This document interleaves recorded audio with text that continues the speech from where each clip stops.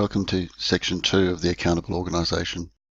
In the first section we talked about how you might figure out what it is you're trying to do. In this second section we're going to look at 3 different things. Firstly, we're going to look at a management tool called the Organisational Profile. Then we're going to talk about how you might rehabilitate your organisation.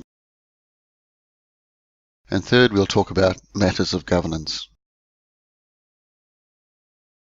So in other words, how your management structure functions, what committees you have and how they run. It's really important that you don't take the first part of this rebuilding process, using the organisational profile, lightly.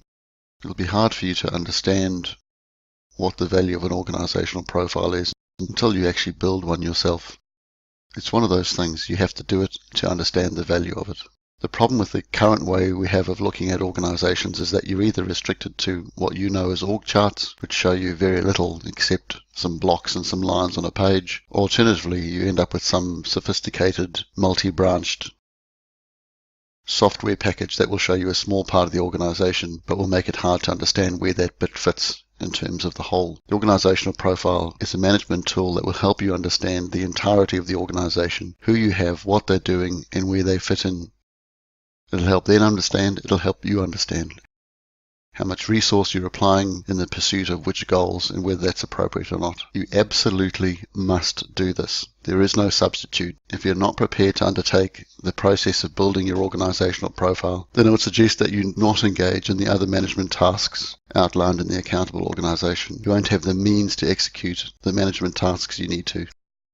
The organisational profile is your moment of honesty. It's the point where you turn up at the Alcoholics Anonymous meeting and say, I have a problem. Part 2 of this section on building a high-performing organisation will be the application of a number of different skill sets using the organisational profile as your basic management tool.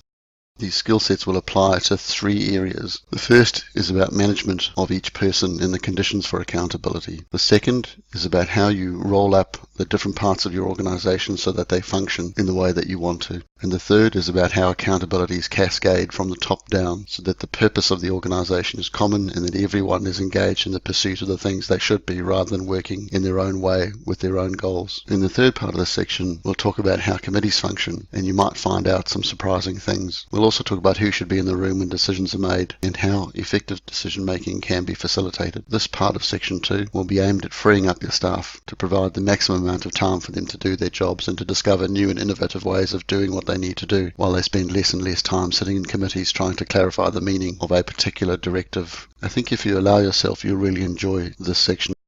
I hope you give yourself the best possible opportunity to be successful. Good luck.